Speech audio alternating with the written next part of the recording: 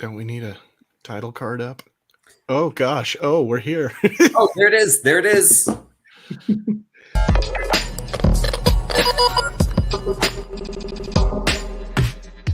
We're the Con Guys, and this is the Con Guy Show, coming to you straight from the nerdy heart of Hollywood, California. Hey, this is Jim with theconguy.com. She's been here with theconguy.com. Katie here, aka the Con Girl. Zordon did not want 5 teenagers with attitude. My name is Derek Sam. I'm Danae Sams, and that's my brother. We are your home for news, opinions, and interviews from the world of Comic-Cons and fandoms. Your ultimate insiders for all things con! Steven Spielberg created the modern blockbuster with Jaws and Close Encounters of the Third Kind. George Lucas then created his own blockbuster franchise with Star Wars before it was called A New Hope and The Empire Strikes Back. They were the two biggest forces in movies at the time, and they decided to work on something together. What we got was a rip-roaring, crowd-pleasing, epic adventure that forever changed action movies and cemented Harrison Ford as the biggest star of his era. Welcome to the Con Guy Show. We have a couple more people who will be joining us, but for now, I am Jim Fry. I'm one of your co-hosts here, and we are coming to you straight from the nerdy heart of Hollywood, California. So welcome to the Con Guy Show. We are the official podcast of theconguy.com here on that hashtag network, your home for discussion and views on fandom, comic books, pop culture, and anything you can geek out on. We approach our show from a filmmaker's perspective. And since we're all wrapped up somehow in the entertainment industry, let's see who else we have with us tonight. Derek. Hey, I'm Derek Sams. I am a regular on the Con Guy Show and a contributor to theconguy.com. All right. Who do we have below Derek, BK421? Hey, what's up, everyone? It's old buddy Ben. And, quick reminder, of course, we're on that hashtag show's network, and our show, as always, as any programming, is brought to you by the fine folks over at Neft Vodka. Neft! Reminding you to please drink responsibly. Don't be a jerk. And join us, Katie. Yeah, Jim didn't want me to be on the show tonight because he didn't send me the link, so I'm finally here, late to the party. But yeah, how's everybody doing? I'm happy to be back here. I think it's been a few weeks, right? Oh, it's been a many few weeks. It has been. Yeah. So You're fashionably late, Katie. yeah. Yep. You are the Con Girl. And not in cosplay, like one of the few cosplayers here, and I am not in cosplay because I have been busy all day. But you've been busy doing something really cool, though. Yeah, so, but yeah, working on side stuff. But all right, up there with the really cool effects, Cheeseman. Guys, I have to go let my roommate in to the garage because I totally forgot, so I'll be right back. All right, no worries. I'm so sorry. No worries. Who we got in the Watch corner? out for spears. rolling boulders. This is Junior. Indiana Cheeseman right here. Excited to talk about Indiana Jones, screenwriter, and here with theconguy.com, one of the founding members. That's right. And you got some really cool effects going on there. I like all the glowing up in your face. Let's see if we can do that. Still the layout. Ooh, kind of spooky. So we are, by the way, Ben and Luke, I got to give you guys super duper props on the cosplay right now. That is amazing. I think, Ben, one of the first times I met you, you were in an Indiana Jones cosplay. It's possible. One of the first times I met you at a con. Early on, yes, at a con specifically, because we knew each other outside of cons. But that was one of my first big cosplays. That weekend, that was WonderCon 2015, I believe. And that weekend, I basically busted out my first kind of official cosplays that I worked on myself. And day one was 1990s X-Men Cyclops in the blue tights with the yellow trim, and then day two was this bad boy right here, this Indy. So yeah, still one of my favorites. Oh my gosh, myself. Hey guys, and for those of you, wait, let's go into the comment section and say hello to people. Oh, comments. Nathan Rita, so cool to see you. Amanda Yallen, we are so glad to see you. And Amanda sent us some cool stuff from her dad tonight that we're going to go over on the show tonight. Her dad used to work for Fox and has some cool behind-the-scenes knowledge about the indie film. And then, of course, Ben. Good. Always excited to see Kat. Always excited. Hey, one thing that people might be asking is, why did you use the classic indie theme music for your podcast tonight? We would, but YouTube would kick us right off. So we got to not do that. But if you want to hear our podcast online, our audio version of our podcast, we'll try to add a little bit of that cool indie music in there because nobody cares what you do online on there. Rad! Happy birthday, Amanda! Happy birthday, Amanda! You know what's going to be funny is when Brad doesn't say it on her actual birthday. Not her actual birthday. I know. And since this is a happy hour, I have the closest facsimile I could find to the That's Holy the Grail. Carpenter. It's There too we go. shiny, There we though. go. I mean, it's the right shape, so I'll accept it. Well, I visited the holy grail of fast food restaurants earlier, and that's why I have this cup from In-N-Out. Raiders of the Lost Ark was a staggeringly unexpected box office success, blowing away all the competition in the summer of 1981. It's hard to think. 40 years ago this week, on June 11th, 1981, it came out, dominating the movie houses for over a year. Remember back in the day, movies would stay in movie houses a lot longer because we didn't have all the multiplexes. And it wasn't all about opening weekend back then either. It redefined the landscape with George Lucas and Steven Spielberg, their collaboration working as a perfect update to the classic serial movies of the 30s and 40s. And it brought them to life as an epic, globe-trotting, rip-roaring adventure, brimming with superb stunts and thrilling set pieces and enjoying a fabulously witty script and iconic performances. Guys, let's briefly talk about when were you first filled with the fire for Indiana Jones. Do you guys remember your first time? Seeing the movie, that is. You never forget the first time. Oh. I honestly could not say. I just feel like it was always a part of life. Like going to my grandparents and seeing it there. I think I saw versions taped off of TV on, back when we used a VCR to watch movies. Video cassette recorder. That's right. And at one point, Meemaw had actually bought the Last Crusade on VHS. I think the others were just taped off TV. Although Temple of Doom, we watched when it was a rental, and I only watched most of it because my parents made me leave the room during the really scary, gross parts. I wasn't allowed to watch the second one either, Derek. Yeah. Yeah. Oh, and I, of course, covered my eyes because, I had to close my eyes just like Indy and Marion when the Ark of the Covenant was opened up because, you don't want to risk it, right? Yeah. I was like, I don't understand why people would sit in a theater and watch this when obviously, from what the movie says, you're not supposed to. It's true. Anyway, all that to say, I was very young and I don't remember when I started. I don't know my first actual memory. I just know I watched Last Crusade as many times as I possibly could growing up because it was my favorite and it's still my favorite to this day. And then I remember watching Raiders, and of course you can't forget watching that as a little kid because it's a very memorable movie. And I just remember growing up having the fascination of archaeology and history because of the Indiana Jones movies. I know I was like, do I want to major in history? Yeah. Be like Indiana Jones. I did briefly think about it in college because he's probably one of the coolest historians I know of from TVs and movies and stuff like that.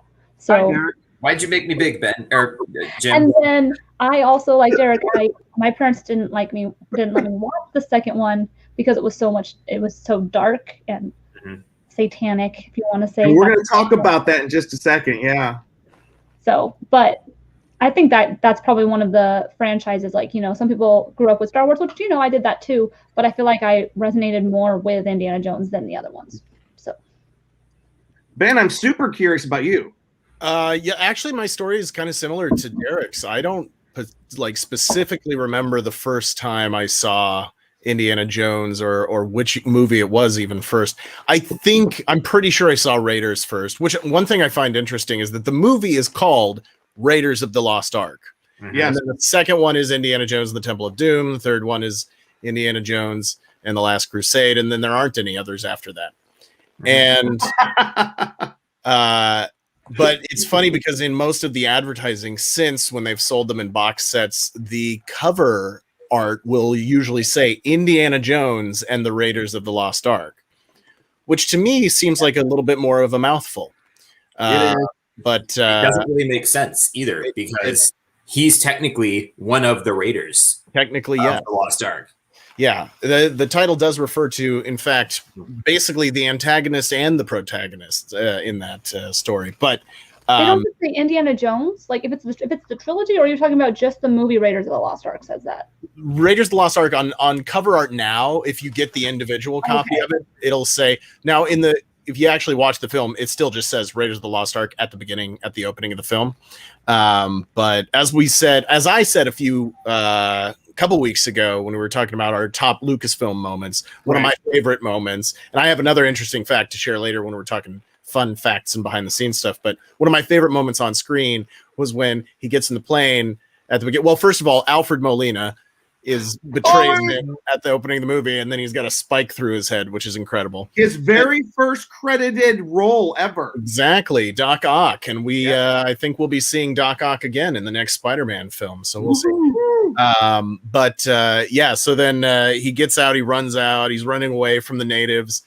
He gets in the plane, and he's like, "There's a big snake in the plane," which is I think it's just good writing because that's just a little funny throwaway moment that sets up later in the film when they got the cobras and the asps down in the Ark of the Covenant. And it's just, Jim, to me, it was a lot of the reason why I liked things like Star Wars or any kind of like pirate movie or Swiss Family Robinson or something like that. It was just this rugged adventure. There were animals. There was a mystical aspect to it. One of my favorite GIFs to use, and it's pronounced GIF, when I respond to somebody and they tell me something amazing over text. Hey, I just got this job or something like that. Or, hey, they just announced something really awesome. I always send the GIF of Dr. What's-His-Name going, and his face just melting off. That's how excited I am. But that will be a memory that goes back to my earliest memories of watching an Indiana Jones movie as a child was just, and the face melting off.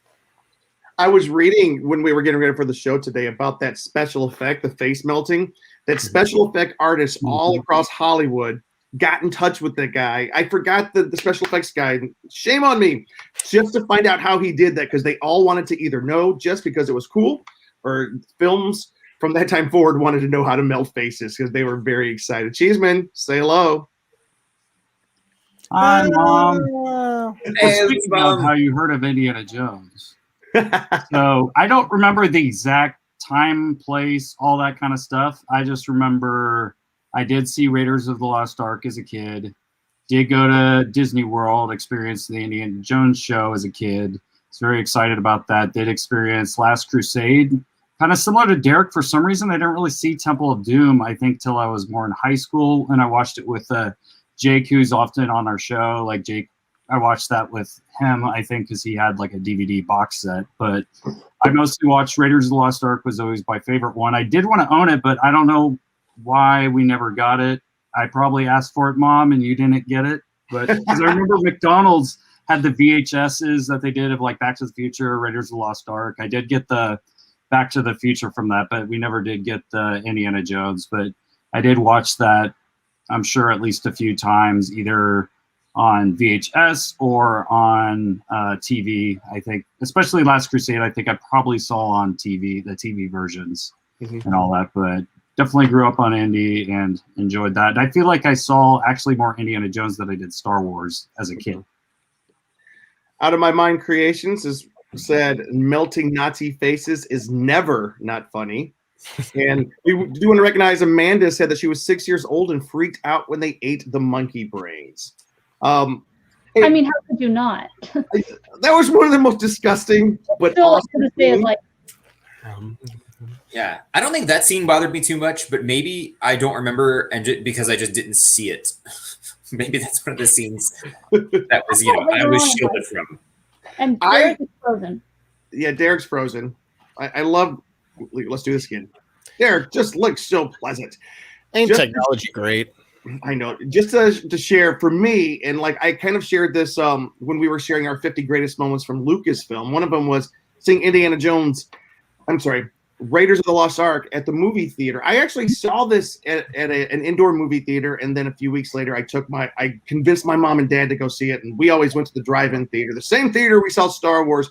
So we came back to see Raiders of the Lost Ark, and I remember the screen was a little bit dark, so it was kind of hard to see everything. My dad absolutely loved it. My mom was not so crazy about all the snakes, and I remember her saying, "That's not as good as Star Wars." Mom, if you're watching. I think they're totally different. I don't think you can compare the two, other than the fact that they're both Lucasfilm. I do have to say a very special hello to someone who has never watched our podcast before, and I keep on telling him to please say hello. In the Derek Charleston is what? I know at this hour. Derek Charleston, look what time it is, and he's watching the podcast right now. Wow. He even sent me a screen grab. He goes, I told him to comment.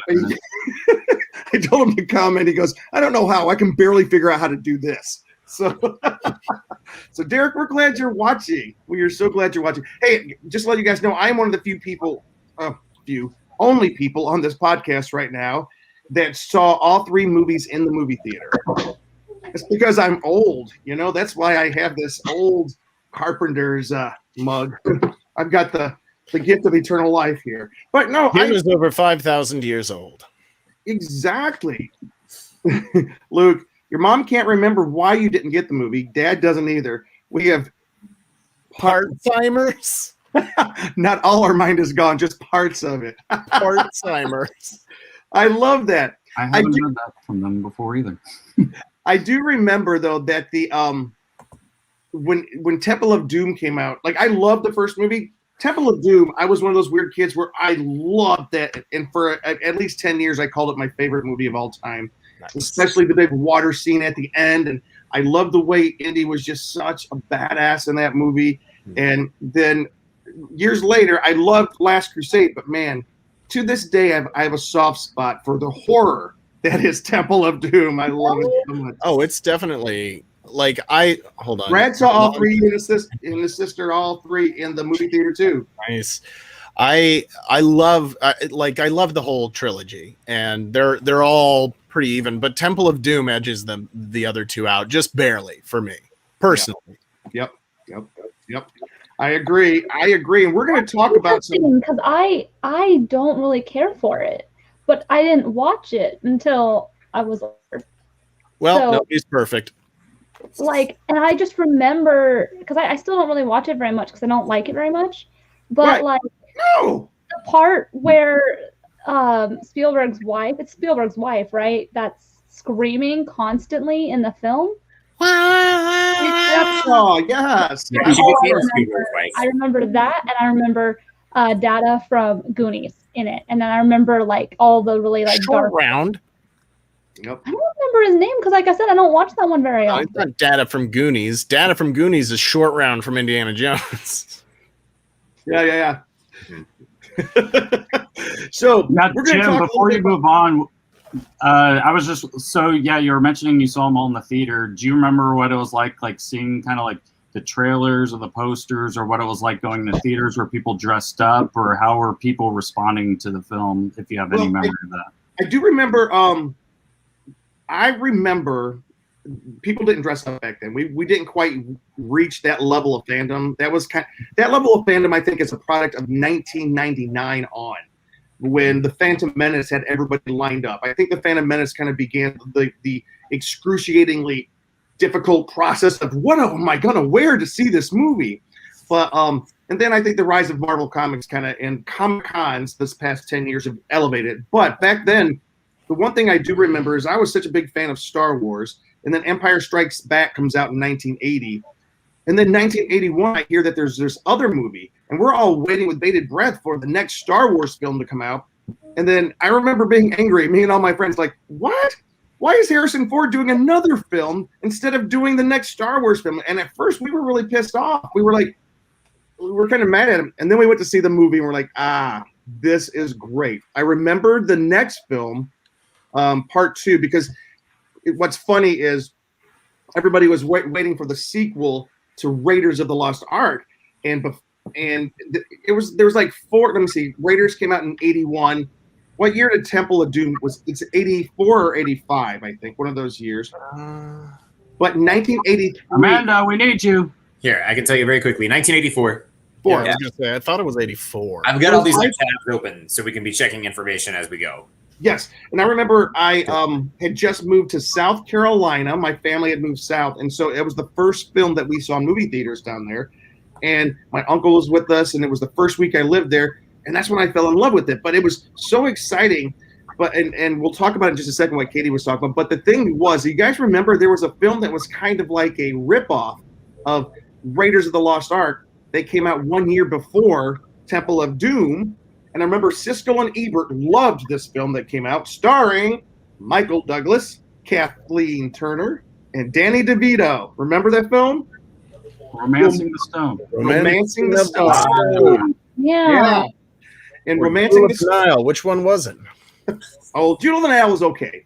But Romancing the Stone was a direct ripoff of Raiders of the Lost Ark, but nobody cared because everybody, and I remember when that movie came out, reading the newspaper accounts like, this is enough to hold us over until the next indie film. And everybody was like, we can't wait till the next indie film. And then Temple came out, and I do remember everybody was like, woo, that was a little bit much for us. That was maybe too much of an indie film. And then when Last Crusade came out, everybody said the best thing in a generation, and it just kind of like wrapped up the indie trilogy in perfect form. And then, yeah, go ahead, Ben. You know, the interesting thing about it is, and I think a lot of people know this, but nobody really thinks about it, is that Temple of Doom is actually a prequel. Yes, and people keep saying it the wrong way. To Raiders of the Lost Ark, yeah. Because if you watch at the beginning, it gives you the date, and Temple of Doom takes place like 2 years before. 1 year, 1945. Yeah, 1 year before Raiders of the Lost Ark. So the actual chronological order of the films is Temple of Doom, Raiders of the Lost Ark, Last Crusade, and then no other Indiana Jones stories after that. For you guys, we are. What's that, Katie? I have a question for you guys, though. Yes. So there's obviously a very big similarity between Raiders of the Lost Ark and The Last Crusade, in the sense that there is a spiritual artifact, religious artifact in them. And I think I loved that a lot as a kid. I liked that the way they were able to make religious content, but not a religious movie, if that makes sense. Yep. And I remember liking that as a kid. And Temple of Doom is not. Temple of Doom is a different type of object. And even though I know Ben doesn't acknowledge the fourth one, the other one does not deal with a religious artifact. It has the more sci-fi element. Yeah. So so Ben likes the second one better, and Jim, you like the second one better. So do you like it more when he's pursuing more dark sci-fi artifacts or religious artifacts? Go, Ben. Okay. Well, one thing I was going to say is, great question. Technically, Temple of Doom does deal with religious artifacts. It's just not Judeo-Christo religious artifacts. Yeah, it's Eastern religion. So I don't think I think it's loosely based off of actual Eastern religions, but obviously it's been embellished and made into this blood cult where they pull people's hearts out of their chests and et cetera. But Kali, I believe, is an actual entity or an actual deity in belief systems. So it does technically have to do with a religious artifact, though those of us who grew up in the West, which is all of us on this show, are more familiar with Old Testament, New Testament, Judeo-Christian artifacts. So it makes sense that we would relate to that more. To break my own rule here and acknowledge the existence of Kingdom of the Crystal Skull, that was one thing that kind of bugged me about it, was just that I was like, this isn't rooted in anything. The other things were rooted in a real human spirituality of this planet. I think that's what was cool to me about it. It was dealing with our own history. And even though crystal skulls are a thing that have existed on our planet, and there is a certain amount of mystery surrounding them, having the weird like spaceship thing at the end of Crystal Skull where they're all spinning around and the skulls turn into bodies and they're like wise old whatever they are. I was just like, I think there's cool parts and fun parts to Crystal Skull, but the whole overall storyline to me was just like, this isn't rooted in anything that's real to us as a human species, like spiritual things are that are based on this planet. And so I think that's where it kind of lost me. Yeah, and bouncing off of that, there's with the spiritual stuff, there was, well, for one, they were both related to Judaism while the bad guys were Nazis. And that tied in an interesting historical dynamic. And there was like, okay, and this was some bad guys that we've all learned about a whole lot more. Some of that is Western, of course.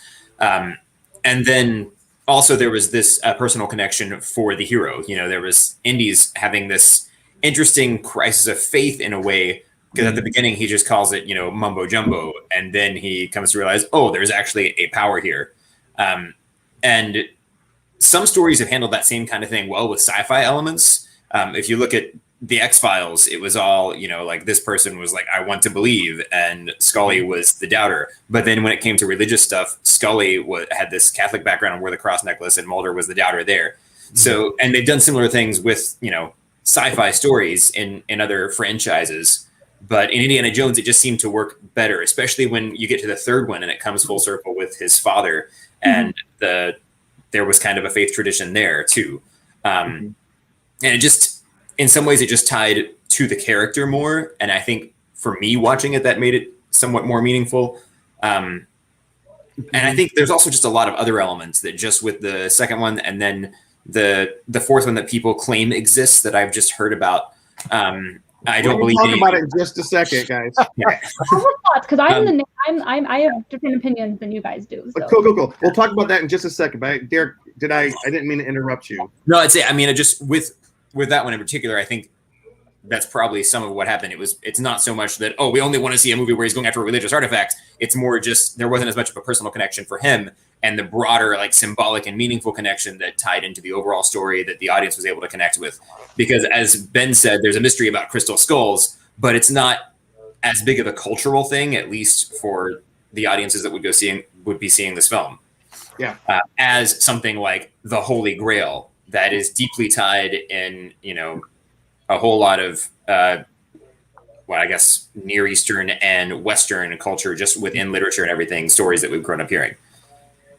A couple of comments. Amanda says that Steven Spielberg had to teach Kate Capshaw how to scream on set because she didn't know how. I guess that is a skill. And you have to be careful because it can hurt your vocal cords. I mean, there's all sorts of things. She also says that it's her favorite. Hey, I do have to clarify. For 10 years, I claimed that Temple of Doom was my favorite. I was like 14 years old, into like maybe 20. Raiders of the Lost Ark is by far my favorite of the series. Maybe it's just so iconic, and maybe it's because I loved the time that I saw it. But Temple of Doom is not far behind. I love that. I love those first three films, and we will discuss the fourth. Derek, you were about to say something. I was going to say, I think my mom has said that she always really liked Temple of Doom. I don't know if it's her favorite. I'd hesitate to, you know, put words in her mouth, but yeah, she'd always said that she really liked it. And, you know, there is a lot to appreciate there. I will grant that. It's still an entertaining movie in a lot of ways. Right. All right, so let's talk about celebrating the 40th anniversary of the first film, Raiders of the Lost Ark, which is now, as of 2008, because of the cover art, called Indiana Jones and the Raiders of the Lost Ark. How many more words can we get into it? It's like, I don't like when people add unnecessary ands and the. It's like the Falcon, Lord of the Rings, the soldier, blah, blah, blah. No, Jim, those films are perfect. They're perfect, I know, but the names are still too freaking long. No, they're not. All right, but listen, there's something cool, and I'm going to show it right here that is happening this week. Indiana Jones and the Raiders of the Lost Ark is coming to 4K Ultra HD Blu-ray, courtesy of Paramount, as part of their lavish Indiana Jones 4-movie collection celebrating the 40th anniversary. It is a 9-disc set. 8 of them are dedicated to movies. with trailers on them. The 9th disc, however, has a feature-length Raiders 2-part documentary with making of documentaries for all the other films, most of which are also over 40 minutes in length. Nice. This Okay. is pretty impressive, guys. It just hit on the 7th, which was today. For those of you, what's today? It comes out today. I have I another wonder if- question for you guys. Oh, go ahead, Cheeseman. I was just saying, I wonder if it has new material, because the DVD and even the Blu-ray even came with a bonus disc of special features. So I wonder if any of that is new stuff we haven't seen, or like you mentioned, that 2-hour thing, if that's a combination of different special features that have already been done. But it would be nice to see some new stuff. I'll tell you what's new. It's in 4K. That's what's new. Yes, Lucasfilm is enticing buyers with some new bonus content. Part of that documentary is new. It includes a featurette where the legendary sound designer Ben Burt reveals how he brought some of the Raiders' most famous sound effects to life. He's the guy who created R2-D2's beeps, the blaster fire, the lightsaber. That's so fascinating. If you guys ever watched things like that before, they're super fascinating to see how they make sound effects, and they're nothing related to what the actual thing is. It's kind of cool. He says, like, the slithering snakes in the soul of the Well of Souls. Yeah, it was macaroni and cheese, right? Yes. Yeah. That's so Like going great. like made mac and cheese. Like they made mac and cheese and then switched it. It was like his wife's mac and cheese, apparently. Like some of the descriptions of these, it sounds like he was just recording them at his house. No, yeah, it's sound mixing is absolutely fascinating. Oh yeah, first bit of trivia. Who knows how they created the sound of the lid coming off of the Ark of the Covenant? I just read this today. It was, can I say it? Wait, let's see. Does anybody in the chat know? Does anybody, let me go over to the chat. Comments. Does anybody know? Anybody know? We're on a delay, Jim, so it might take a little bit of extra time. Yeah, sorry. We'll get it like in 5 minutes. Right. Garrett, go ahead. Oh, go ahead, Jared. Okay. What's the answer? Am I frozen? I don't know if you can see me. No, we can see you.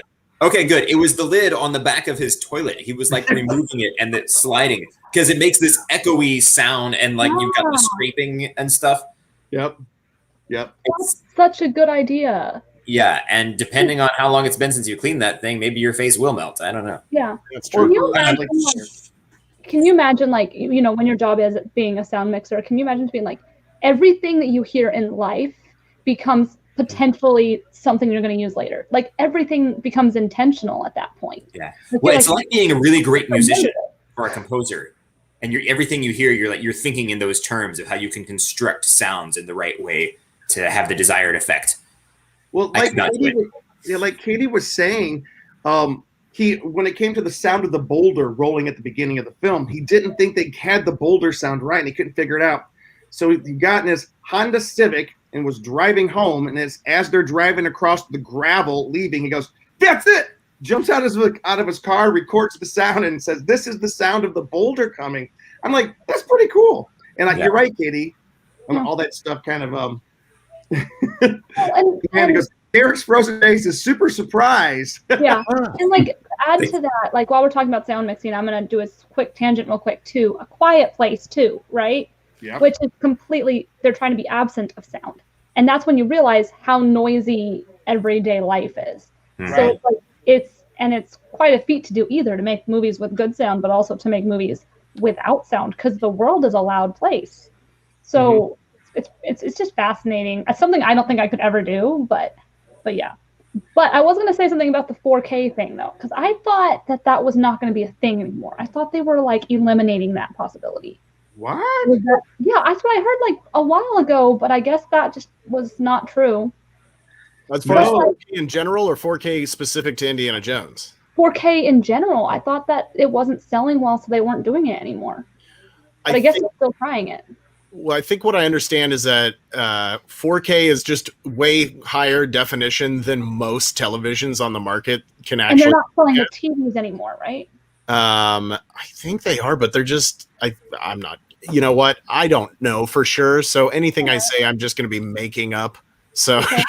But I do have another question for all of you guys. And Apple has discontinued prior generation 4K Apple TV from 2017. Yeah, that's what I heard. Some of the TVs aren't being made anymore, but that could just be certain companies are not doing them anymore. But this is a question that I feel like is worth asking to you guys and to chat. I personally still buy DVDs. I like having physical copies. You can't Blu-rays. rely on things to not crash. You can lose all your stuff if things go wrong. So I personally like buy CDs and DVDs, but it is kind of a lost. George Lucas might change the movie and pretend that the original never existed. Imagine Another that. thing is with streaming, as great as streaming is and how much access we have to it, you don't get like the blooper reels, the special features, and things like that. And I feel like that alone is what makes buying DVDs special, because streaming doesn't have that. So you do kind of get something special from buying it. And I love special features. I think you can learn so many fascinating things about the way they made the film. Maybe as a filmmaker, we can learn something too. And of course, they always have sometimes they'll have costuming things. And of course, I love that. So I think that is one thing that visual hard media has that streaming doesn't. And I like that. I agree. Amanda says that from a former Best Buy employee, 4K is still very much a thing. Most movies are now shot with the capability to be shown in 4K. Did I say 4D? I meant 4D. 4D, like the 4K. Muppets. It spits on. 4D. Yeah, no, all of everybody who I know who's a real hardcore cinephile just loves movies, including friend of the show, John Carlos McMaster, who's been on before. We gotta get him back on. He was a fun guy. We should. He's a blast. They all still buy hard copies, and I kind of go halfway between. I'm like, if it's something I love that I really know that I love this, I'm gonna buy a hard copy of it. I'm gonna buy Blu-ray, whatever. If it's just something like, hey, Dumbo, I like Dumbo. Let me watch that. That's good enough for streaming. Not to insult anybody who loves Dumbo. Right. But this would definitely be on my list of a hard copy to pick up, the 4K release. All right. For those of you who are wondering, yes, we're about to talk about Indy 5. We're going to talk about that in just a second. As Brad said right here, the Hollywood Reporter said this week, the location they are beginning to film Part 5 has a connection to The Last Crusade. Ooh. Interesting. I think I know what that is. I'll talk Germany? about it in just a second. But first, real quick, we do have to do the painful part. The painful part before you get Let's the good part. address the giant boulder in the room. The fourth movie wasn't, according to Out of My Mind Creations, the fourth movie wasn't as bad on a second viewing. I wouldn't know because I've never seen it a second time, in my opinion.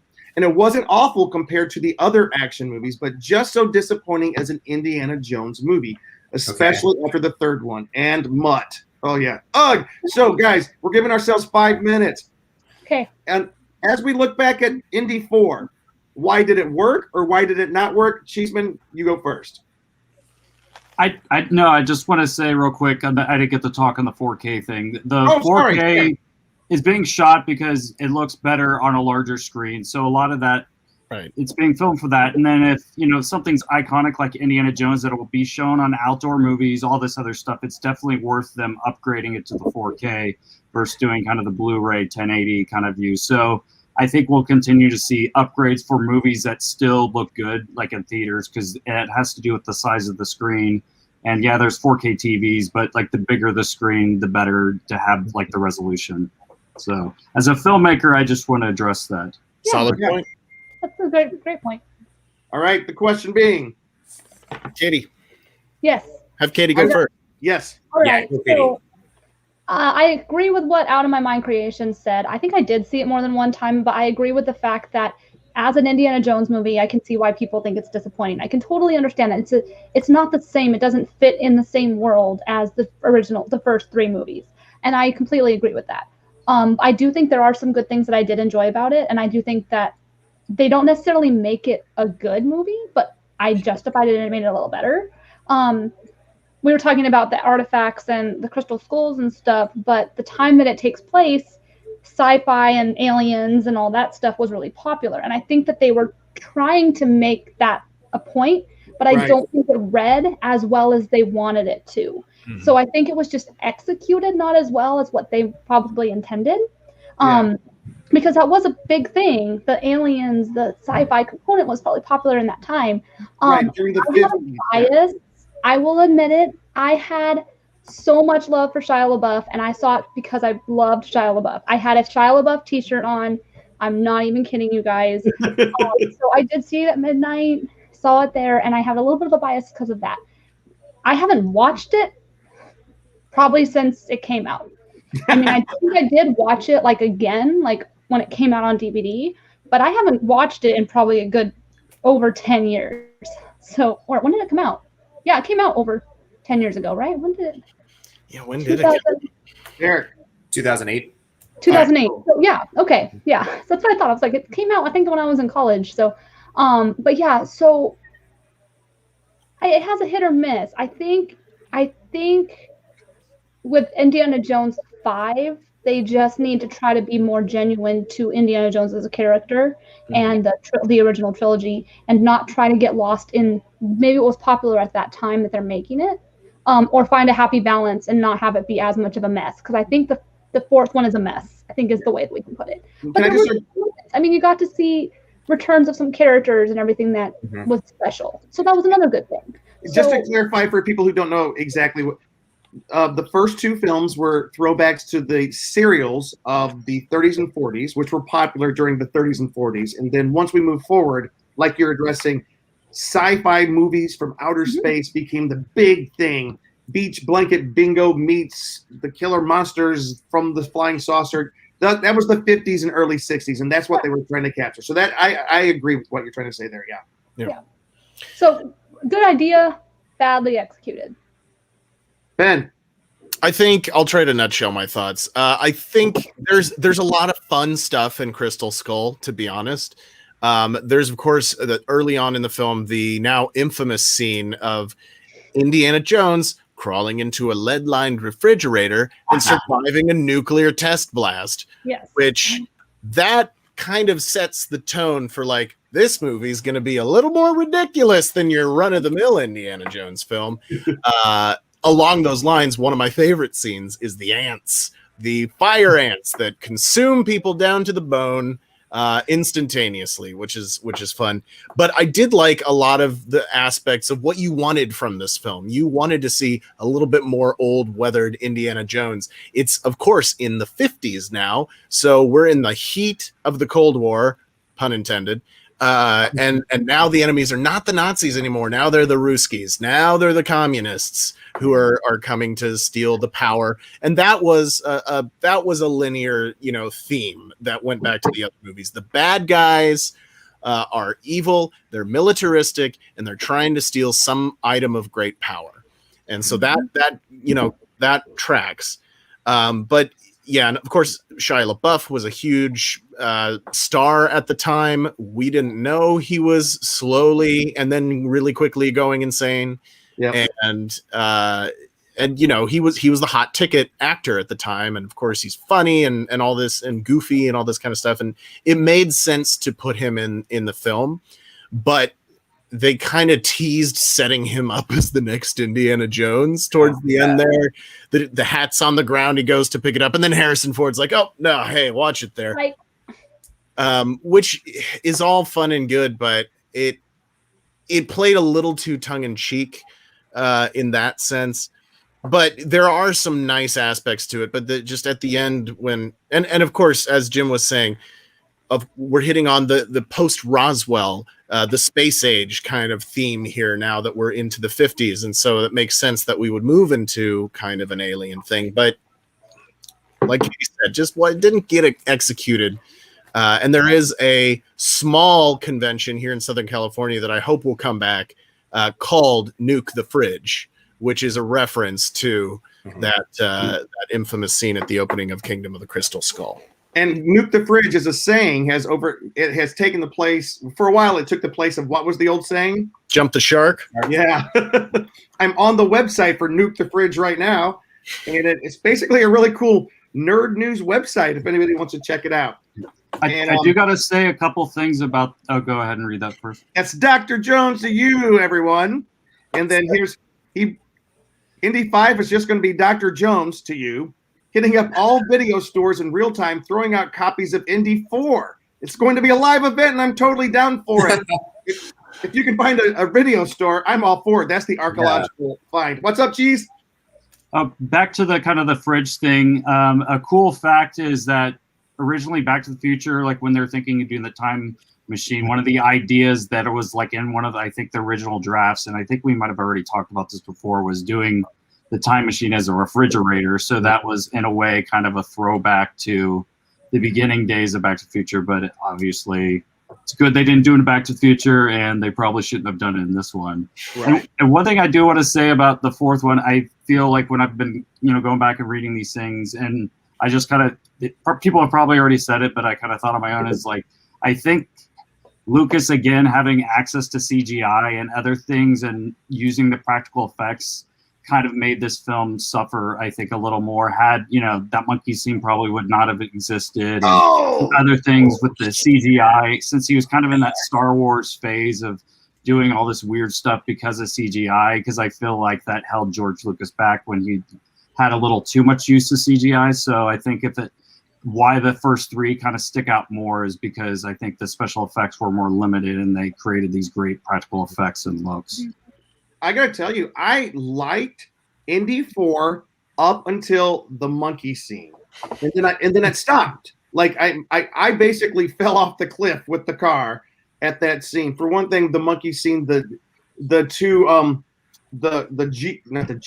tanks were CGI on a CGI cliff in a CGI jungle with CGI monkeys. I was like, that was just too much for me, But I do to say this: one of my big complaints, and one of the big complaints of Indy 4, could also be said of Raiders, was that the main characters had little to no effect of what happened. That's true. To the rest of the movie after that, they just were bystanders and observers to these people going to get this. They get the crystal skull, and they see the spaceship taken off. Indy didn't do anything to cause any difference in what was happening, just as in Raiders of the Lost Ark. Thank you. What did he do to cause any difference? It was a question on the Big Bang Theory. It blew Sheldon's mind. Yeah. And it will blow ours. And we got to hurry up, Derek, and then we'll finish up this part of the conversation. That's okay. Yeah, I was going to say, I think I can just kind of mostly agree with you guys, but I'd say there are just too many unbelievable things, and it was a little bit removed from the character. It's like they wanted to just revisit stuff and do fan service without really just telling a good story about a character, and also play with all those fun special effects. And yeah, speaking of Nuke the Fridge, my buddy Walter Doty, who is a really fun nerd, he has written for a few websites, but he's written for Nuke the Fridge and has done stuff with their video podcast too. We've really got to have him on and do some crossover, because I haven't seen him forever. Heck yeah. But yeah, like that scene with the fridge is kind of where I started checking out, and I, being optimistic, I really wanted to give it a chance. And this was when I was living in Edinburgh, and my girlfriend at the time had never seen any of the Indiana Jones movies. So we watched them all together before that movie came out so we could go see it. And that was how I discovered that Temple of Doom was a prequel, because we were watching it and she pointed it out and she's like, oh, this one's a prequel. I was like, oh, you're right.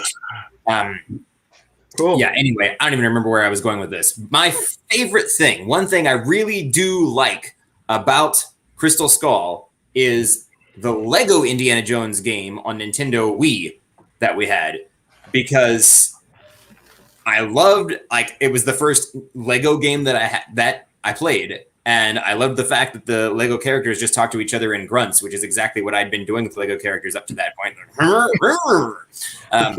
And then, even the scene with the monkeys is really fun to play with Lego characters. And then when stuff's totally unbelievable, you don't really care, because it's Lego characters. Yeah. When it was actual actors, when it was Harrison Ford and Karen Allen and Shia LaBeouf acting out these scenes, and even the legend Cate Blanchett, who of course she's great in it. But you have that. You have the monkeys. You have these ants that just devour people, like the scarabs in The Mummy. Yeah, exactly. There were so many unbelievable things. And then the end, it was just kind of wrapping really quickly with these interdimensional aliens. And it was just stuff that they were being faithful to the what we loved about Indiana Jones, like Ben mentioned, in some areas, but they didn't follow through with that, really sticking to the characters and really taking us on the kind of journey we wanted to go on. So, yes, I don't need to just rehash what everybody else has already said, but I'm with you guys. Right, no, here's the deal. Without Indy 4, we may not have an Indy 5. So there's something good about it. What we know about we're going to talk about Indiana Jones. Would have just been number 4, and that would have been fine.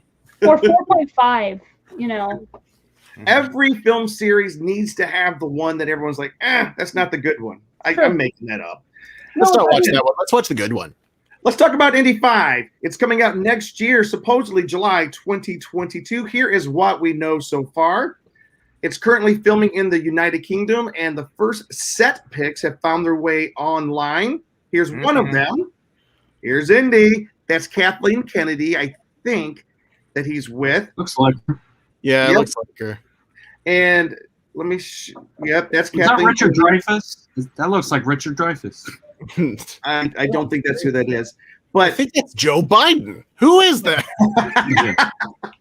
Anyways, here's some cool scenes. Here's what's interesting. This right here, if you guys look to the left, to the right, we see a bunch of old cars and stuff, but to the left, we see a train, a locomotive train with a Nazi symbol. Here's them using that. They recreated the scene at nighttime. And so what they are, okay, we're seeing a scene that's being shot in North Yorkshire moors involving, well, not yet. We don't really know what the scene is about, but it looks like it's possibly a flashback scene because of remember how Indy 3 began with the flashback? Well, here's something that's a little unnerving right here.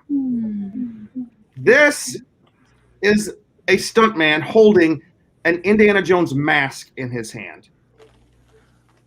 Here is the motorcycle with the man with the Indiana Jones mask on. Oh, shoot. Ooh. Yeah, that looks like a young Harrison Ford. Wow. Yes. So what they think is going to happen, it's a young Harrison Ford mask. It was not Harrison Ford as he looks now. The implication is that they're doing a flashback to World War II, which might involve a Ford being de-aged to a younger Indiana Jones. He has gone up against the Nazis before, and it looks like he might be facing them again. Well, yeah, I was going to say at the age that Harrison is now, obviously he's playing his age in the film for the most part, we imagine, I guess. But that would place him in the 60s at this point, like in the 1960s at this point. So, yeah, that's why I was like, a swastika on a train? What sense does this make? So, but that mask, the stuff they can do with just a quick latex mask now is insane. Of course, the CIA's had the technology since the 60s, but whatever. Now, do you think they'll do a throwback to the River Phoenix scene? Like, it would be cool to see him kind of running across if there's just a few little winks of that kind of opening scene. That would be fascinating. If there's a train, I think they're going to have him running across it like River Phoenix did. Mm-hmm. So this is what we do know. The Emmy-winning Fleabag sensation, Phoebe Waller-Bridge, she has been cast to star opposite Harrison Ford. Also, hold on. Go ahead. Does that mean, because in the fourth one, like, you know, they brought back Marion and then it ended with this wedding scene. Are they going to just like write her out in some way like that? No. Karen Allen did an interview with Forbes magazine, and she said Marion is not done having her story yet either. So it looks like Marion's going to be back. Okay. Which is great. Hopefully Mutt has gone on and done he's left the nest somewhere.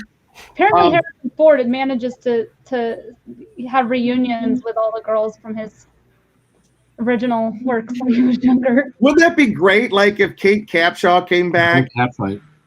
That'd be hilarious. And the thing is, they did cast the villain, Mads Mikkelsen. Yes. Really? So we think he's the villain.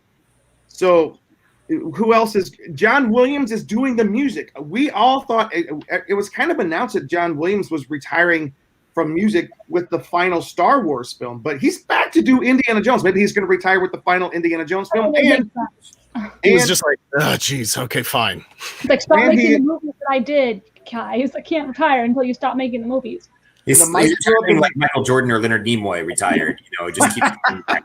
And the maestro of the movies is coming back this summer to do 3 nights at the Hollywood Bowl in the beginning of September. So he's still going strong.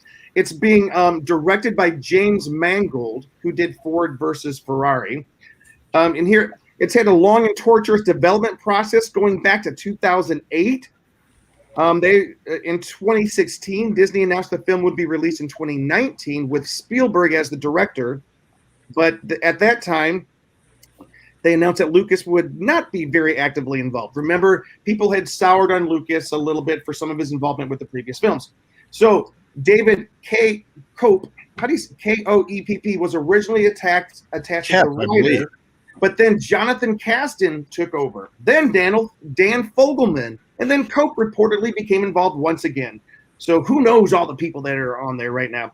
And then in February 2020, it was reported that Spielberg was stepping down from the project, but would remain on as a hands-on producer with Mangold, along with Kathleen Kennedy. So we don't really know what the heck's going on, but we know that they're filming currently in the UK at a castle. The castle that they're filming, I sent that to you guys this week.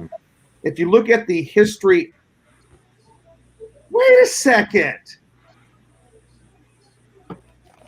David Keyless, you are Out of My Mind Creations. So good to have you on tonight. Luke, Out of My Mind Creations. That's David Keyless. That's cool. Anyways, so I think that's, Keyless has returned. What? Sorry. He just texted me. So I think that's all we know about Indy 5, unless any of you guys know anything else about it. I know it's coming out.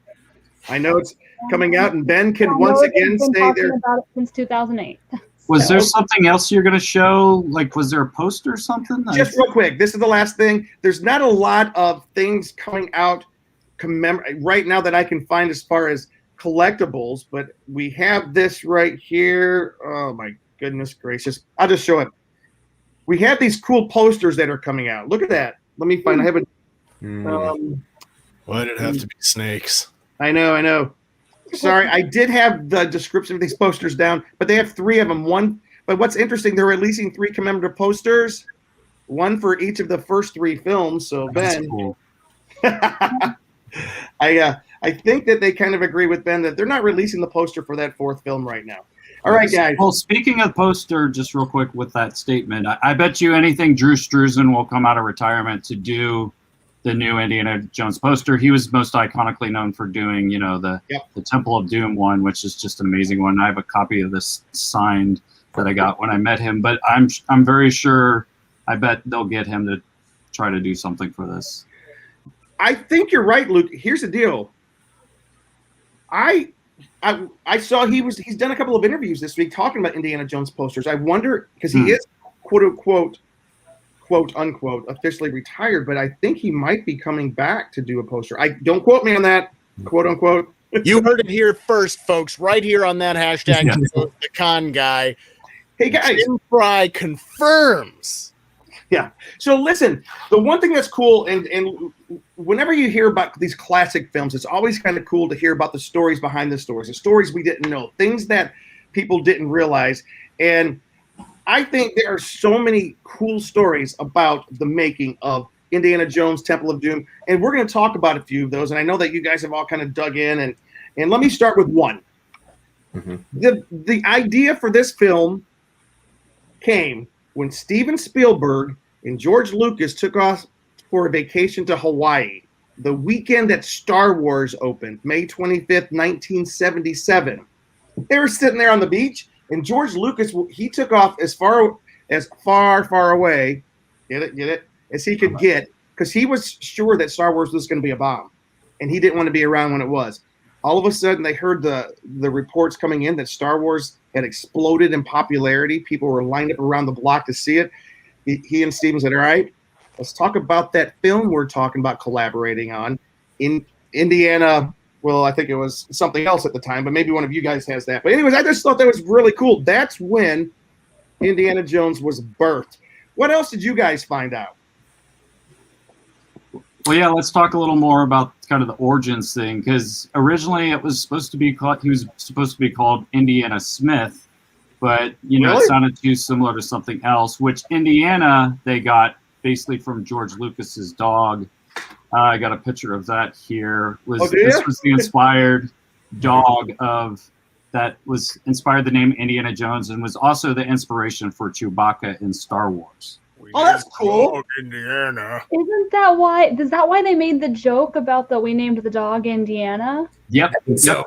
Yeah. Oh, that's great. It was actually, something. The name of his dog was actually Indiana. And by the way, we are going to go over. Amanda actually sent us some cool facts from her dad that we're going to go on in just a minute. But I want to hear what you guys came up with first. Oh wait, can we say hello? I didn't come up with anything. But, Andy. Hey, Andy. Andy. but I'm reading what you sent us, Luke, and I do want to talk about this one because I'm always interested to see what could have been if someone else played the characters. And Yes, so talk about that. you put the actors and actresses that were considered for the lead roles of Indiana Jones and his beautiful companion Marion included Jane Seymour, Deborah Winger, Mark Harmon, Mary Steenburgen. That's what I wanted to say, but Michael Bean? Yeah. Sam Shepard, Valerie Bertinelli, Bruce, I cannot say all these names. Bruce Boxleitner, yeah. Sean Young, Don Johnson, Dee Wallace, who went on to be in E.T., Barbara Hershey, and even David Hasselhoff. That's a very interesting list of people. I mean, I never knew about David Hasselhoff. That's incredible. Like, it would have been such a different movie if David Hasselhoff had been Indiana Jones. Like, yes. But also, I can picture Jane Seymour being Marion. Like, that I could actually picture her being a really good casting choice for that. I can picture Jane Seymour doing a lot of things. Yeah. And I think Mary Steenburgen too, or is it? I always forget if it's Bergen or Bergen, but I love her. I think she would have been great also. But to me, she's always going to be Clara Clayton. Yeah. And like Mark Harmon, that's an interesting choice. Yeah, but I don't know what he's doing now. And then it says that for Indy, they eventually settled on Tom Selleck. Oh, but when CBS got wind of what the two were up to, a network legally barred Selleck, the lead of the hit show Magnum PI, from appearing in the film. So then Spielberg suggested Harrison Ford as a replacement, but Lucas was reluctant to cast Ford because he was already Han Solo. But Spielberg's quick thinking prevailed, and Ford was added to the cast just 2 weeks before principal photography began. So that's interesting. I just thought that they really liked Harrison Ford because he was in Star Wars and then was in Indiana Jones, but it's interesting. Is that really Tom Selleck dressed up for the part? Yeah, because they ended up doing some kind of parody or some sort of thing on Magnum PI where they because he was actually signed, ready to do it and everything. And Spielberg actually wrote him a letter saying Selleck could work with him anytime, although I don't know if that ever actually happened, but Spielberg felt really bad, and it was all just because of the contract stuff with Magnum PI that he wasn't able to do it. And I'm not sure if we mentioned Nick Nolte, Steve Martin, Jack Nicholson, Bill Murray, Chevy Chase. We might have already said those. Those were all people they were looking at for Indiana Jones as well. And I do want to say this is it Salah? How do you say his name? Salah. Yeah. So Danny DeVito was originally one of the people that they're looking for as that character. Here's a picture of that I found online. I feel like it would have just been such a different dynamic too.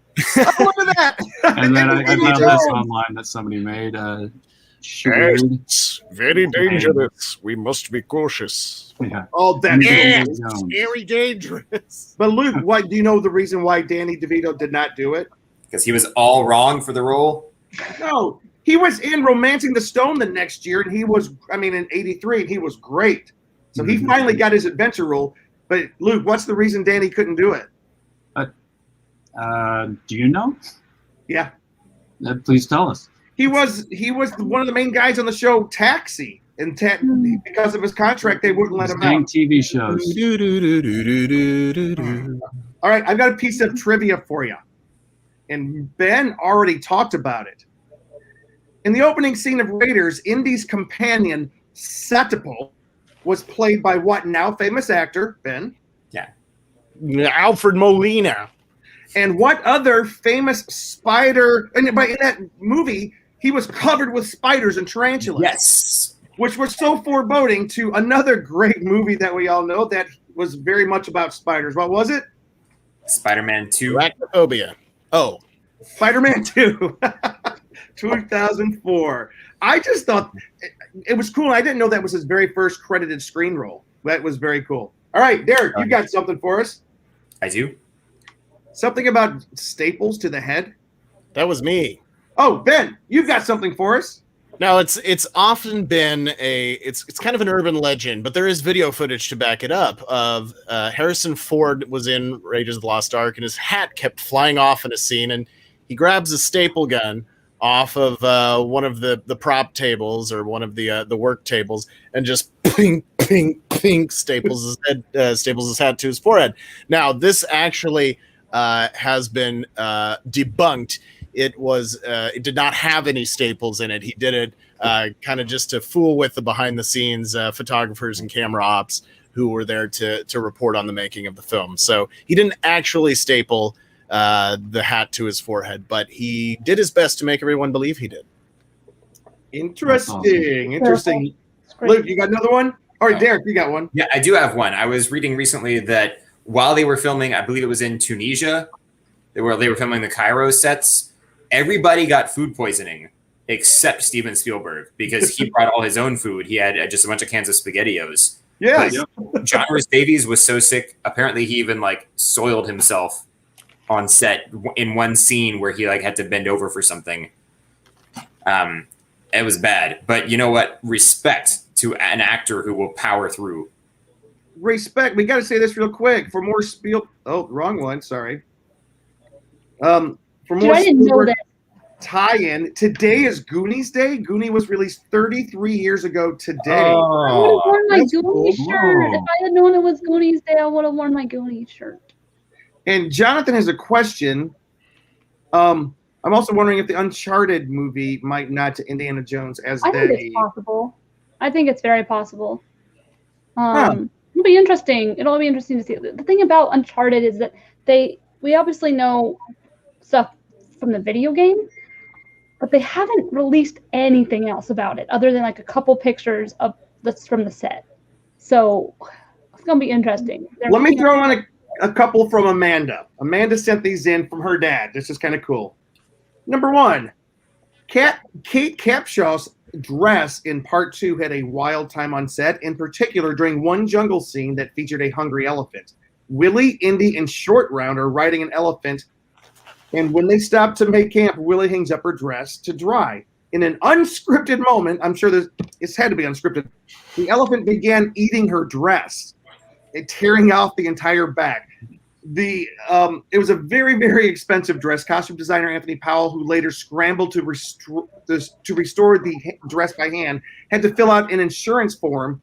And on the insurance form about the garment, all he could say was "eaten by elephant." I think it's hilarious. The thing about that, the thing that's funny about them putting on insurance "eaten by elephant" is the person who is going through that claim is there's no way they're making that up. I know. This is also an interesting one. A dog ate my homework. An elephant ate it. Why would someone say that if they were lying?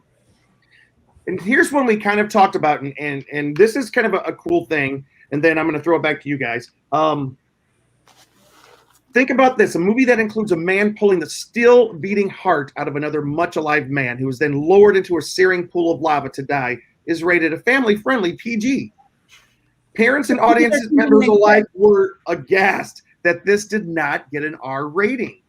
But once the controversy about the violence in Temple of Doom and Gremlins, both released the same summer, both of them produced by Steven Spielberg, by the way, Spielberg wrote to Jack Valenti, the president of the MPAA, and suggested to have new ratings. And that is how the PG-13 rating came out. And I got to say, people complained about that, but Jaws was okay with a family-friendly PG rating. I think it's a little different because one's more of a natural causes, something like that, and then the nature behind it in Indiana Jones is a little bit more.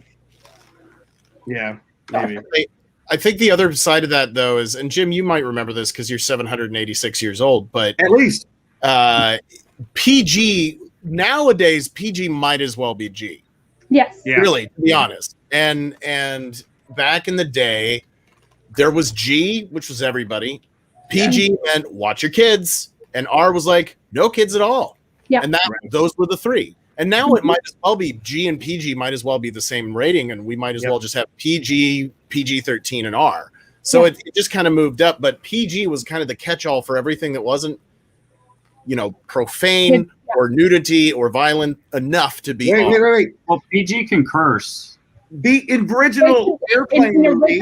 PG. There's tits in Airplane, and it's rated PG. Yes, it's rated PG. Brad mentioned Goonies, right? Goonies is PG. Goonies is PG, because the PG-13 rating wasn't there yet, I believe, right? Because it came out before, right? It did, yeah. No. What came out before what? Goonies was 85. Yeah, Goonies was later. Yeah. The very first PG-13 movie was Red Dawn, I think. What year did that come out? Sometime around there. As far as I know, and I could be wrong. If I am wrong, internet, please don't. 1984. Like me. 1984 is when the rating came out? It was when Red Dawn came out. And it's PG-13?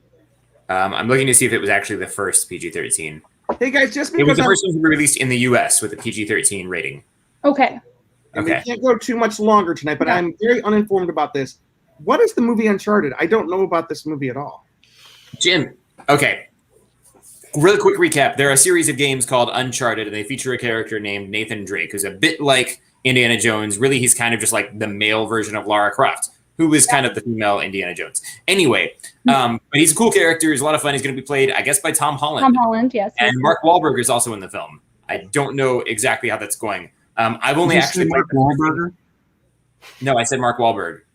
Okay, I guess I'm thinking about burgers. Or and something. I've been to Wahlberg's, and it's a fun restaurant. But yeah, so I cosplayed as him for our Comic-Con when Lara was Lara Croft, and that was quite a lot of fun. But he's a cool character. It's going to be interesting to see what they do with the film. That's just quick nutshell. That's cool. That's good. All right. Yeah. Some more behind-the-scenes stuff that fans may not know. Who's got something? Luke, I know you do. I definitely got some stuff. Ben, do you have any? I think Derek may know some of this too, and I'm sure Ben. Yeah, I was just looking at the list here, and I saw one that I've already known, because you can look at the. Do you mind if I pop it out? Yeah, jump in. In the Well of Souls, one of the carvings on the wall is, if you freeze it, is very clearly C-3PO and R2-D2 from the Star Wars franchise. Excellent. Yeah, look right there. Good job. She's been putting it down there. That's awesome. Nice work. Yeah. And you know the other Star Wars reference in Temple of Doom, right? Yeah. Tell us, please. Well, it starts out there at Club Obi-Wan. Yes, sir. Do you have that one, Cheese? I didn't get that one, but I did get this. That was in Raiders. Yep. OB-3PO. OB-CPO. Oh, yeah. So the plane, the water plane at the beginning, had, after Obi-Wan Kenobi and C-3PO, it says OB-CPO. And another fun fact is when the plane starts, is the same sound effect as the Millennium Falcon when it was like misfunctioning kind of a thing. Oh yeah, cool. When the hyper or the speed wasn't working and all that kind of stuff. Oh, can I jump in? Do you guys know who the pilot of the plane? What his name is? That's Jock Lindsay. And what's cool is Disney World in Florida actually has a Jock Lindsay bar at their Disney Springs location. It's a bar and it's decorated with memorabilia from the movies, including the little statue at the very beginning of Raiders of the Lost Ark is up in the corner. It's really cool. If you guys ever get a chance to check it out, you should. What else, Cheese? Yeah, just a little more about the Star Wars stuff. So there's E.T. and Crystal Skull as a hieroglyphic that they did on the wall, and I think there might have been even more of C-3PO and R2-D2 possibly in that. And there's a lot of, as you know, Star Wars crossover with some of the actors and everything. And there's also, because the theory of some of the actors in it, there's a theory out there that all this is kind of dream from when Han Solo was, in the Carbonite is what Indiana Jones was, because the actor crossover, kind of like that Wizard of Oz thing. And you were there, that kind of thing. So that's actually a theory that's out there. And like I said, a lot of the sound effects were kind of recycled as well. Like there's a lightsaber effect that's even in Temple of Doom when really? Yeah. Where? What's the main girl character's name again? Willie? Yeah, Willie. Yeah, when Willie was getting kind of spinned and all that, there's like a lightsaber type noise where she was when she was almost lit on fire and all that. Hey, did you guys ever wonder? I always wondered this as a kid, but there's an actual explanation that in Raiders of the Lost Ark in the original film, when Indy jumps off the ship and swims out, and he's on the submarine. Yeah. Next scene, he's on the Nazi island. Do you ever wonder how in the world that happened? How Every time. submarines go under the water? How? A lot of people are saying, "Wow, could he hold his breath that long?" I didn't know it, but they actually filmed a scene of the periscope above the water with Indy hanging onto the back, being dragged through the water. But Steven Spielberg and George Lucas were like, "That's a little too far fetched." Really? So we're more inclined to believe that he just held his breath the whole time. Look, Captain America did it. Also, they originally had 2,000 snakes in the Well of Souls. Steven Spielberg was like, "No, we need at least 7,000 more." So what they did, they went and raided every pet shop in London because they were filming over there. They ended up with 10,000 snakes plus they had a bunch of hoses that they cut up to lay down as the groundwork to make it look like snakes. So and lizards. So did they There's just a special type of lizard. wait, what is it, Luke? A legless lizard. They use it because they don't bite and they look a lot like snakes, except they have like eyelids and they can blink and some other stuff. But they look a lot like snakes. But that's technically a lizard that I'm showing right now on the screen. I don't understand why there's this distinction. Why don't they just call them snakes? Yeah, that's a snake. That's a snake. That's not a lizard. I've seen these before on those like animal shows on TV. Also, and I'm like, no, that's a snake. There are important physiological differences. It has an ear. That is a lizard without legs. Wouldn't that mean that the first snake was a lizard? Because they've made snakes. Never mind. Okay, Don't worry about it. my head. Did they just go to pet stores and be like, "Can we rent your snakes?" Like, I don't there's know. no way they bought. There's no way they bought 10,000 snakes. Were they like, "You better bring this exact snake back to us"? And they're like, "Sure, we will. There's only 9,999 other ones we have to pick it out from."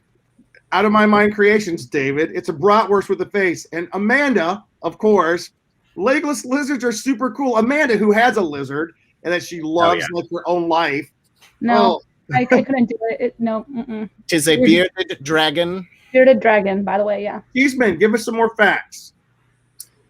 This one's pretty awesome. I don't know if you guys are aware, but Steven Spielberg originally was really wanting to do a James Bond movie before all this, and which would be amazing if he'd even do that now. I wish that was still a desire of his because I think he'd be perfect. But there's a lot of kind of like references throughout, like how Short Round was introduced was like how like Bond, James Bond, like they did the same kind of phrasing with Short Round, and then obviously in Temple of Doom, this outfit was a very big reference to a James Bond. Oh, look at that! I never noticed that. He's wearing. Yeah. Oh, and in Raiders of the Lost Ark, when we're at Indy's home, he's dressed kind of like, I don't know, he's got like a smoking jacket or something that's a little weird. Apparently the cut scene that was going to be going on right before that was he was entertaining a woman there and you're supposed to like see her leaving. And then the next scene he was, I forget if it's Marcus or who goes to see him there. But they ended up cutting that because Steven Spielberg said him being this womanizer didn't really fit with the give him this worldly persona.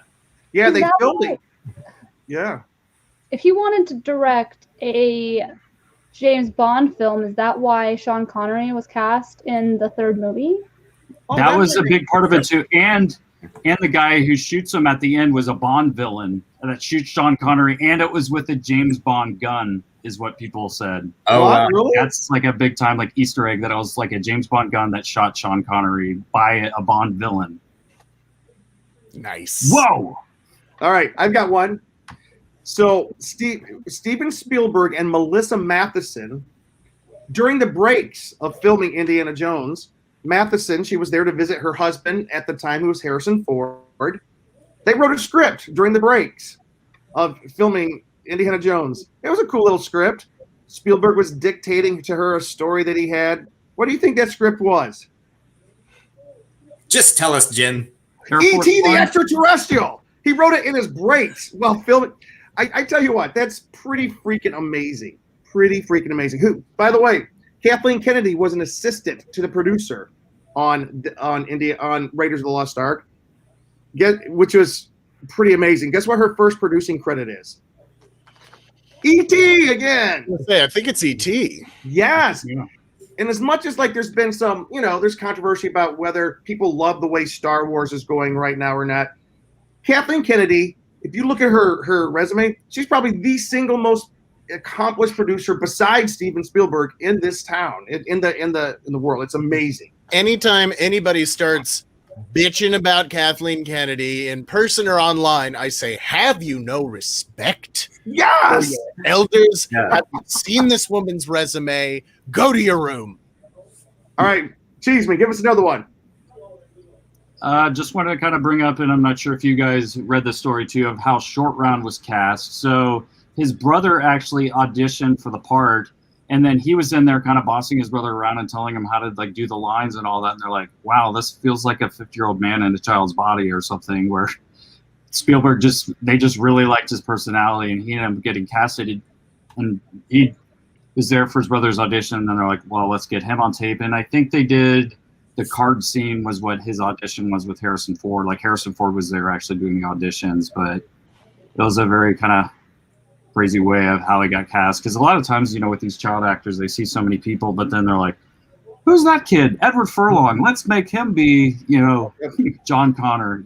It's kind of cool how a lot of people are discovered. And let's just do a couple more of these behind the scenes before we wrap up. Luke, do you have any that you particularly have set up and ready to go? By the way, Amanda. Oh, wait. That's Luke's. Go. That's not Amanda. I just want to say Amanda guessed. Yes, it was E.T. Hey, guys. Is it E.T.? Go ahead, Luke. She knew it. Yeah, so the face melting, the iconic scene from Raiders of the Lost Ark was actually filmed as a time lapse of like slowly kind of melting, and then they sped it up. So just for you special effects people, like it was kind of, it was really interesting to know, like, it was kind of a slow burn and not necessarily like they melted it. And that's what I think gives it such that dramatic kind of transformation that it ended up being. And I've got one for you, Cheeseman. When Marion is hanging over the Well of Souls, the snakes. Derek, is this the one you were looking at? No, I was just highlighting it because this is so wild to me. Do you want to say? Why don't you say it? All right, so Karen Allen's stunt double did not want to stand where the snakes were.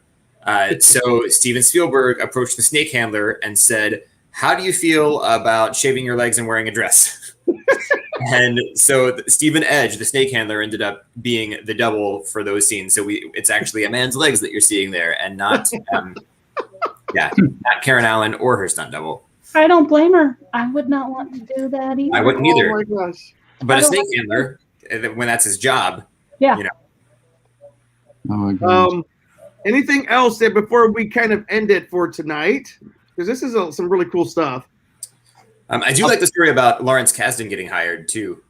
What's that? By the way, Lawrence Kasdan from West Virginia, quite the legend. So we're probably related.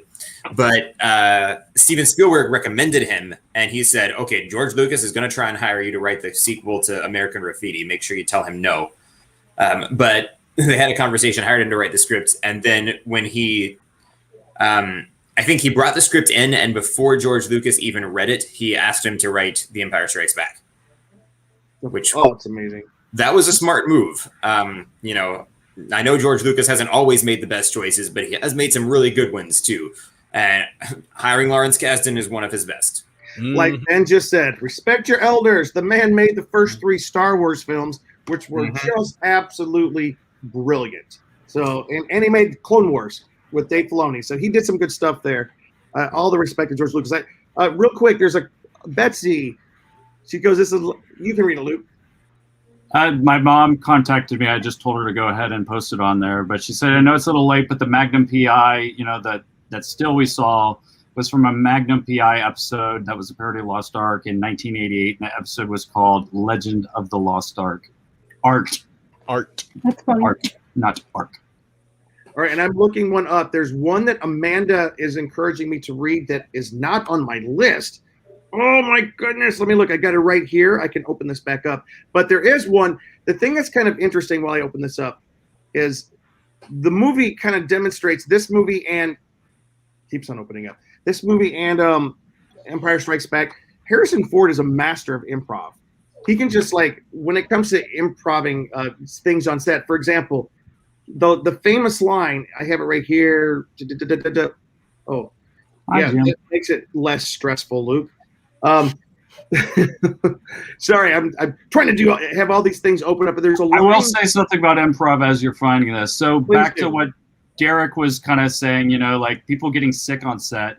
When they had, and I think we've talked about this before, when Harrison shot the guy twirling all the swords and all that, that's because Harrison Ford was sick that day and had already been doing enough stuff, so they kind of came up with that kind of last minute. And then also the actor that played Salah, supposedly there was a scene that wasn't used in the movie that because he was sick, there was a scene he squatted down and he crapped his pants right there on set in front of everybody.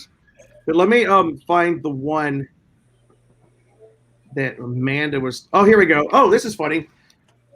A little more than halfway through the third film, I almost said final, but sorry, Ben. The third film, Indy and Henry, they were talking over a private table while hiding out on a German Zeppelin. Unbeknownst to viewers, beneath the table, neither Harrison Ford nor Sean Connery are wearing pants. Excessive heat on the set prompted Connery was the first. He just removed his pants. So Ford, all right, what the hell? Off they come. I thought. Well, that's how we do this podcast every week, Jim. I know. You're wearing pants? I was going to say 2020, everyone relates to that. Yeah, I'm wearing shorts with this Indiana Jones outfit. Yeah, well, I was going to say. There was one line, I'm having a hard time finding it on my notes, which are all over the place, but the famous line when Indy says it's not the mileage, it's the... Or it's not the years, it's the mileage. Not the years, it's the mileage. Yeah. Harrison Ford ad-libbed that. And he famously ad-libbed the I love you. I know. In Empire Strikes Back. But there's also a very cool ad-lib scene. Hey, to be clear, Jim, that wasn't just a straight ad-lib where he surprised everybody on set, because that's sometimes not a nice thing to do to fellow actors if they're not ready for it. But he did had kind of like with shooting the guy, he had the idea, talked to the director, and they were together said, "Oh yeah, let's do that," and came to the agreement ahead of time.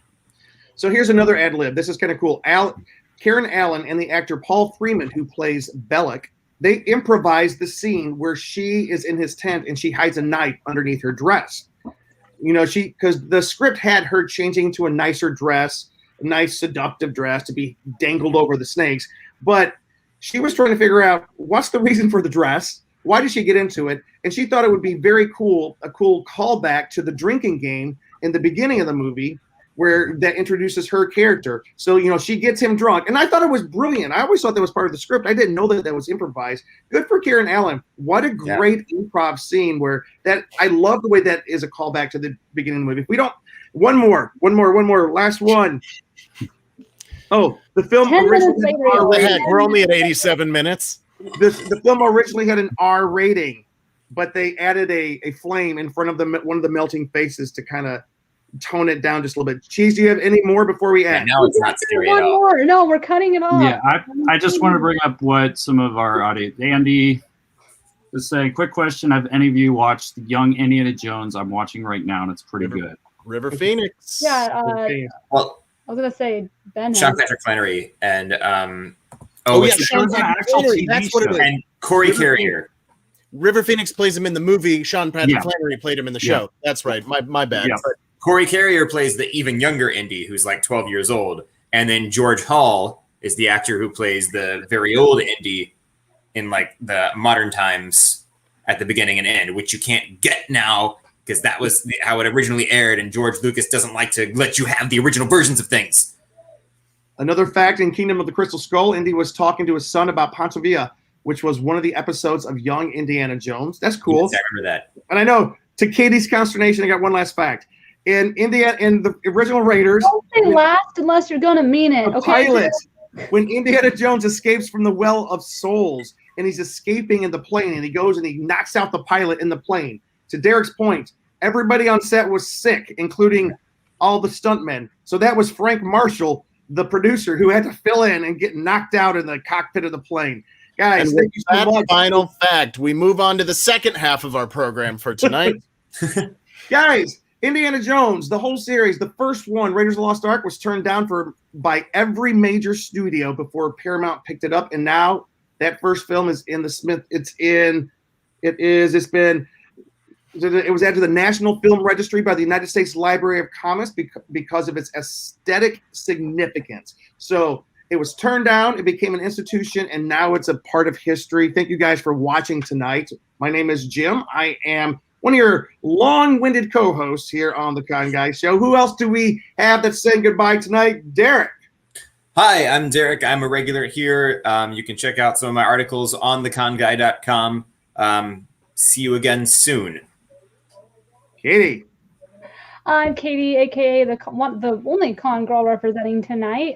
You can find me on all social media at KT_Christine.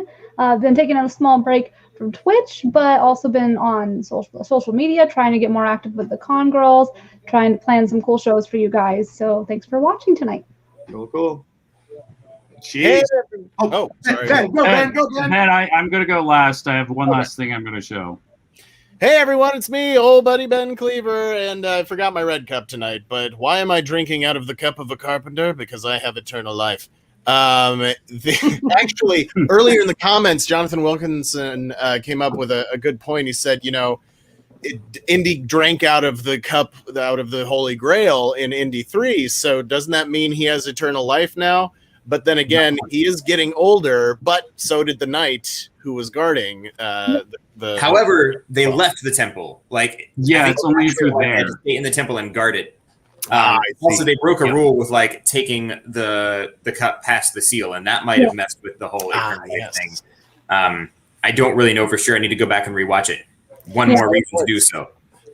You can find me on social media. I'm mostly active on Twitter and Instagram. Gosh, I got to get better on Twitter. But you can find me at BENKLIEWER, or you can search the hashtag BK421. I use it in most of my posts. And I'm going to be working on a lot of fun stuff coming up on THS. We're trying to crank out some cool stuff. So keep your eyes peeled on that hashtagshow.com for more fun stuff with me and others in the future. Luke. And I am Cheeseman. You can find me on both Instagram and on Twitter at cheeseoncouch and on theconguy.com, and also check out thescareguy.com. And we're going to have other stuff like the Con Girls coming up. So keep a look at what we're doing. And I just kind of want to close with, there's a scene in Temple of Doom, the scene with the apple, the legendary apple scene that me and my friends did a parody of when we were in college, well, just out of college, when they had those Doritos commercials that you all saw. I made a lousy attempt to do one where we pretty much ripped directly off this scene. So if I can, I'm going to just share that brief commercial. All right, bye-bye, folks. We leave you with this. All right, yeah, we're closing out with... And this can be a reaction video. All right. Oh, yeah, it's a live reaction video. Welcome to TikTok, ladies and gentlemen. Okay. Oh, hi. That's just Derek. Okay. Awesome. Is the sound on?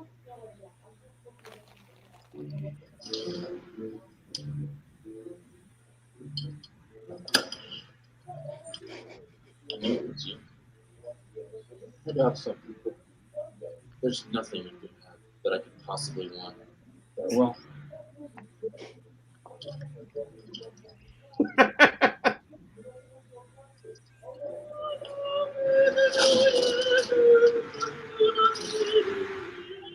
Whoa. Whoa. Thanks for listening to The Con Guy Show, the official program of theconguy.com. Find us on the Weeby Geeks Collective or anywhere you listen to podcasts. And now on sci-fi.radio, Saturdays at 4 o'clock Eastern, 1 o'clock Pacific, both AM and PM. That's 9 o'clock Greenwich. It's sci-fi for your Wi-Fi.